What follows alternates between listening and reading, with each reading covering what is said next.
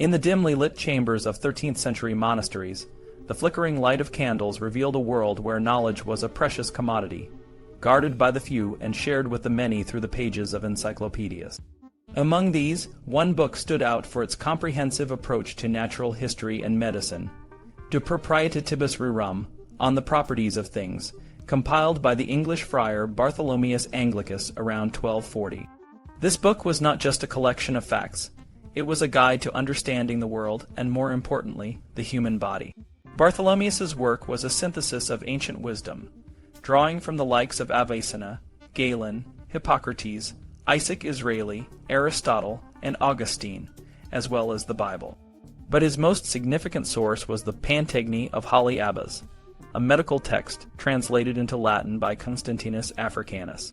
Through these sources, Bartholomeus provided a detailed account of how the environment and daily practices affect a person's health.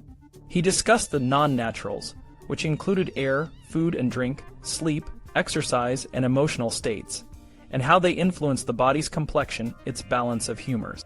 The book was divided into several sections, with Book 6 focusing on the regimen of health. Here, Bartholomeus delved into the importance of a balanced diet, proper sleep, and regular exercise. He provided practical advice on how to eat, when to sleep, and how to maintain a healthy routine. For instance, he recommended that meals should be eaten in moderation, with attention to the quality of food and the company in which one dines. He also emphasized the importance of a good night's sleep and the benefits of physical activity, such as walking or riding. But De Proprietatibus Rerum was not just a medical text. It was a tool for spiritual and intellectual growth.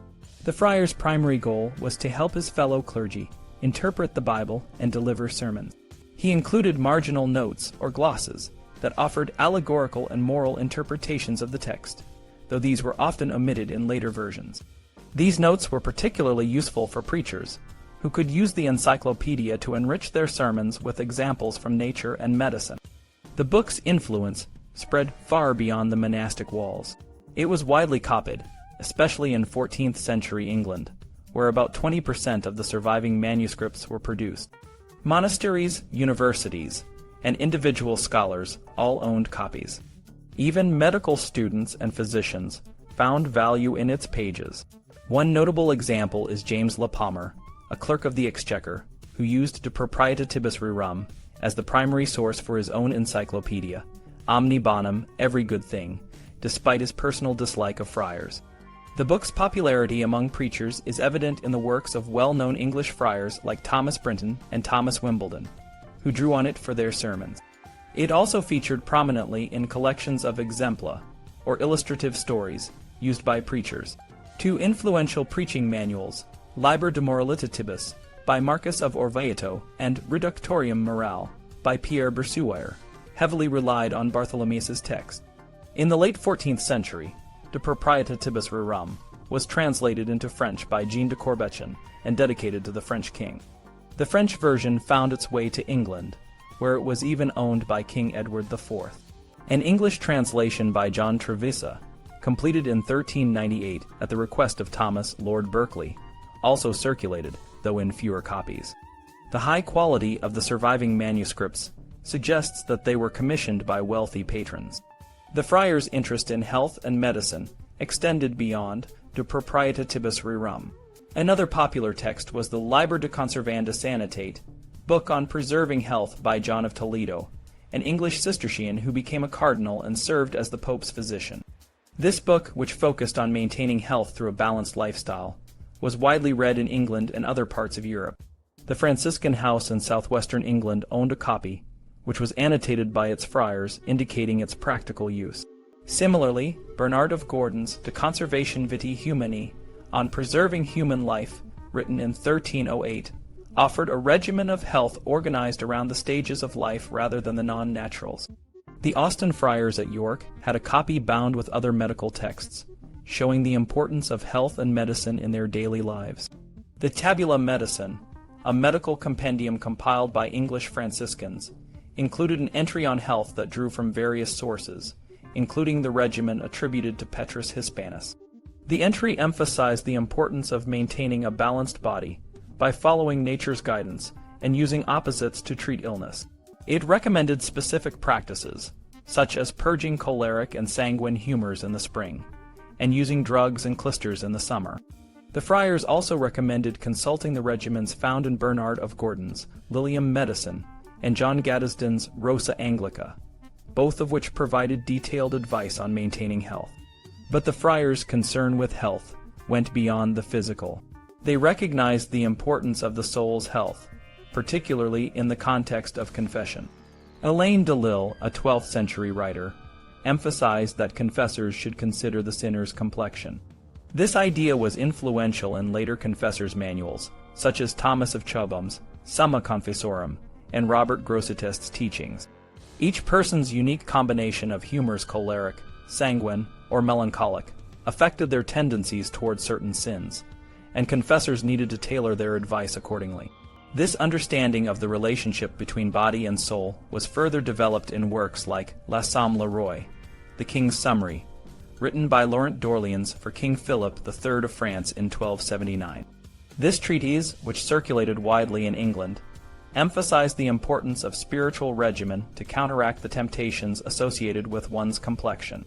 The devil, it was believed, exploited these tendencies to tempt individuals, and a spiritual regimen was necessary to resist such temptation. Laurent's work also included practical guidance on how to think about death, hell, purgatory, and heaven, providing a daily reminder of the importance of living a virtuous life. The Regimen Sanitatis Salernitatum, a poem of health advice attributed to the medical school of Salerno, offered a simpler, more direct approach to maintaining both physical and spiritual health. It advised readers to avoid stress and anger, and to cultivate a cheerful and contented mind. The poem, which circulated widely in Europe, encapsulated the idea that a healthy body and a healthy soul were interconnected and equally essential for a well-lived life. In the monastic and academic circles of the 13th and 14th centuries, De Proprietatibus Rerum and other medical and spiritual texts were not just collections of knowledge. They were living guides, used daily to help individuals navigate the complexities of health and morality. The friars, in particular, played a crucial role in disseminating this knowledge, ensuring that it reached the laypeople and helped them live fuller, healthier lives. In the medieval world, spiritual advisors played a significant role in guiding both the soul and the body. Unlike the moderate approach to physical health, where balance was key, spiritual regimen advised embracing intense emotions to save one's soul. The layperson was encouraged to feel dread, contrition, compassion, and longing, to prepare themselves for salvation. This intense emotional journey was seen as a necessary step to connect with a higher power and seek forgiveness. This approach is evident in the translations of the penitential Psalms by Richard Maidstone and Thomas Brampton. These translations were designed to evoke deep, anguished feelings that would lead the reader to confession and penance. The same principle applies to the Meditations Vitae Christi, Meditations on the Life of Christ, a text that likely originated from an Italian Poor Clare nun and was later revised by Johannes de Colibus. The text uses vivid, emotional language to describe scenes from Christ's life, especially his infancy and passion, to help readers deeply empathize with Christ's suffering. Nicholas Love's Middle English translation, The Mirror of the Blessed Life of Jesus Christ, became incredibly popular in 15th century England. It was tailored for a lay audience, guiding them to feel the pain and sorrow of Christ and his mother, which would lead them to seek spiritual cleansing through confession and penance. The ideal reader, as exemplified by Saint Cecilia, meditates on the gospel narrative with a pure heart, day and night. She continuously revisits the life of Christ, immersing herself in the text to foster a deep emotional response. This emotional engagement was seen as a therapeutic process, cleansing the soul and preparing it for salvation. Friars, as spiritual and physical healers, played a crucial role in this process. They acted as confessors, preachers, and teachers, often prescribing a medicine of words to their lay clients. This medicine was not just about physical healing, but also about the health of the soul. Christ himself was seen as a healer, and the analogy between spiritual and physical medicine was strong. Confession and penance were compared to a purgative, a bitter medicine that cleansed the soul of its sins. The interaction between body and soul was central to medieval understanding. The friars, in their roles as healers, had to consider both the physical and emotional states of their clients.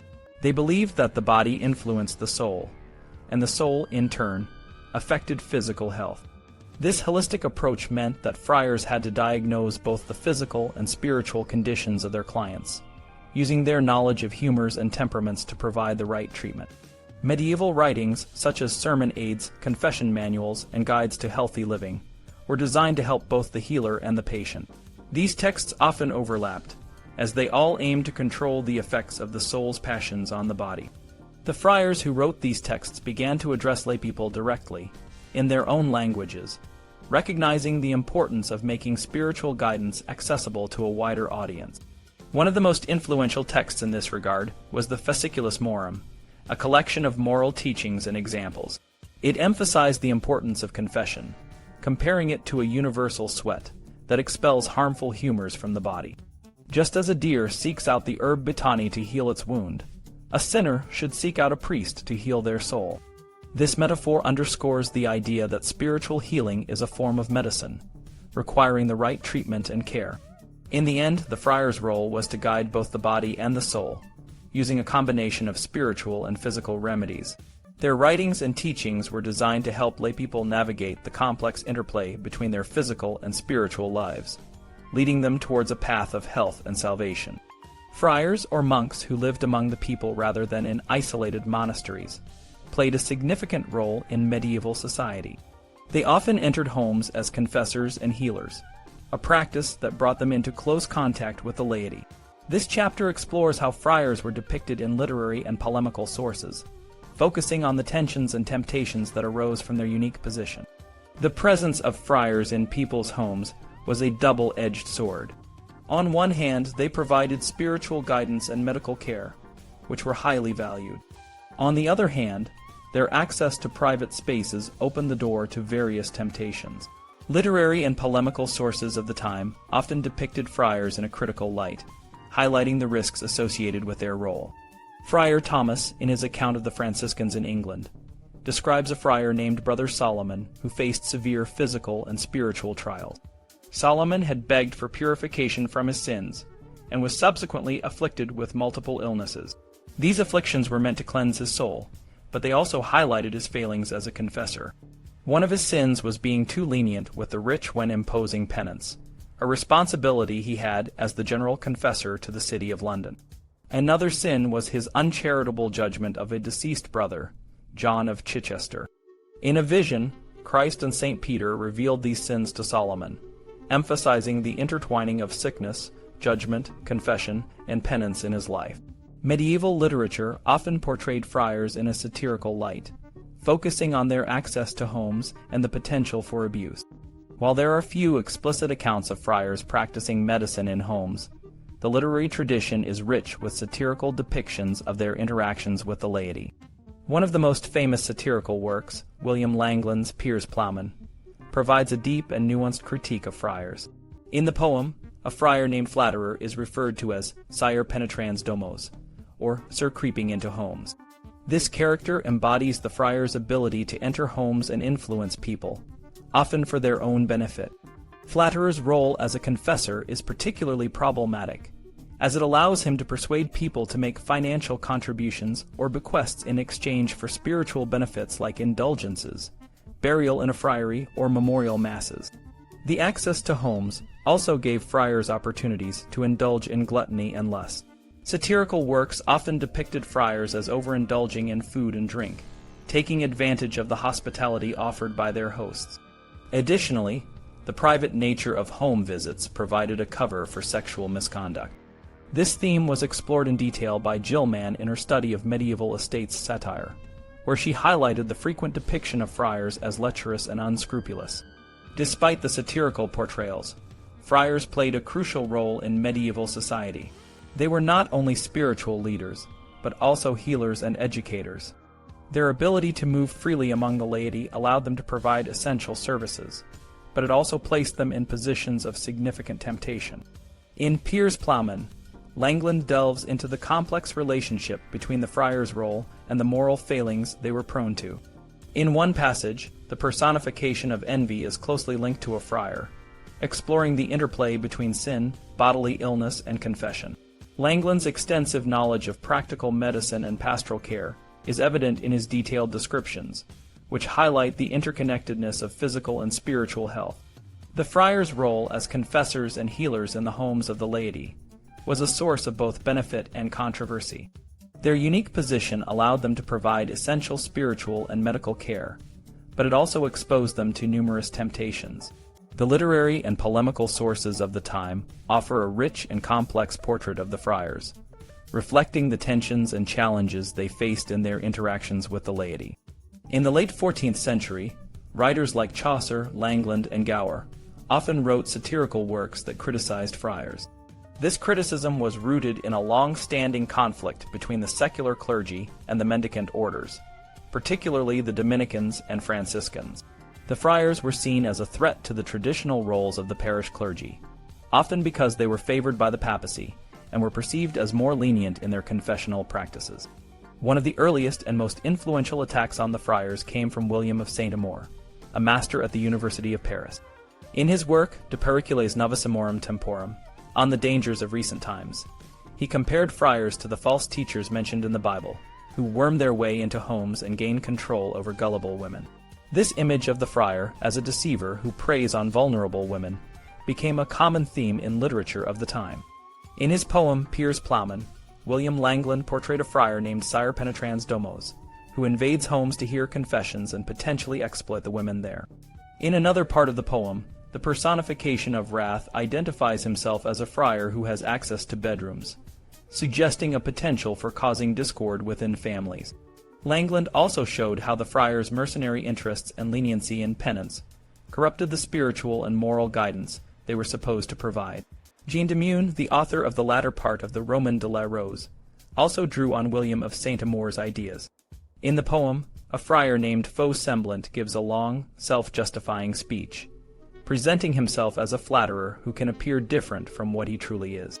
This character is similar to Chaucer's friar Hubert in the Canterbury Tales, who is portrayed as a smooth talker who arranges marriages and pays for weddings, implying that he has seduced the young women involved.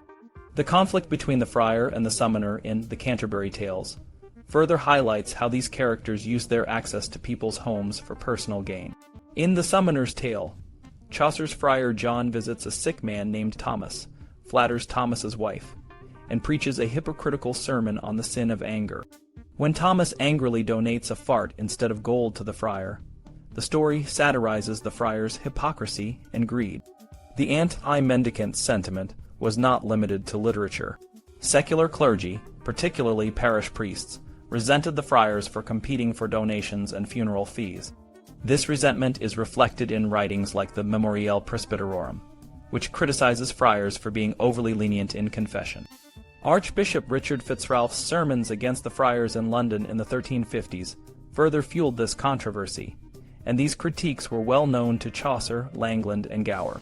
James Le Palmer's encyclopedia Omni Bonum also includes a lengthy and scathing attack on the friars, emphasizing their unlawful interference in parish duties. This hostility is evident in the detailed and passionate articles he wrote on the subject. Anonymous verses and songs from the 14th and 15th centuries also mocked friars for their sexual misconduct, often portraying them as seducers of women and nuns. For example, one verse describes friars as brothers with knives wandering about and having sex with men's wives. Another verse warns against letting a friar stay the night, as he might violate one's wife or daughter. These verses reflect a widespread belief that friars were not to be trusted, especially when they had access to private homes. In Piers Plowman, Langland explores the friar's role as both a healer and a patient. In one passage, the personification of envy is described as a sick friar, suffering from physical symptoms that mirror his spiritual condition. Envy is pale, paralyzed, and green like a leek, all signs of his inner turmoil. His condition is attributed to an excess of bile, which causes him to be angry and envious. This physical illness is a direct result of his spiritual sin, and it highlights the interconnectedness of bodily and spiritual health. Langland's depiction of envy as a friar further emphasizes the friar's failure to live up to their spiritual duties. In the final part of Piers Plowman, when the church is attacked by Antichrist and the 7 deadly sins, The friars' entry into the fray leads to the collapse of resistance. This moment underscores Langland's critique of the friars' role in the church, and their inability to serve as true healers. In another part of Piers Plowman, envy is described as suffering from a range of physical ailments, including paralysis and swelling, which are attributed to an excess of bile. These symptoms are not only a reflection of his spiritual condition, but also a commentary on the friars' failure to provide effective spiritual and moral guidance. Langland's detailed description of envy's illness, drawing on contemporary medical knowledge, reinforces the idea that sin has real, tangible consequences for both body and soul. In the closing scenes of Piers Plowman, the story takes a critical turn, focusing on the state of the church and the role of friars in it. After witnessing a catastrophic flood of diseases unleashed by nature, the character of conscience calls upon the friars to help defend the church against the forces of evil. However, most of these friars are swayed by envy to pursue higher education instead of aiding the ailing. This leaves the task to a healer, who applies a sharp salve to the wounds of sin, but some seek gentler treatments from a physician and surgeon, who is actually a corrupt friar named Flatterer. Flatterer, identified as Sire Penetrans Domos, attempts to treat contrition, who is suffering from the harshness of his penance. Instead of healing him, Flatterer's treatment makes contrition forget his contrition, turning his penance into a mere formality. This act of deceit and the friar's failure to genuinely heal and guide souls lead conscience to abandon the defense of the church and set out on a pilgrimage to find Piers Plowman, hoping Piers can combat pride and ensure that friars are provided for, so they do not resort to flattery out of need. The poem concludes with this quest, invoking the help of the Trinity.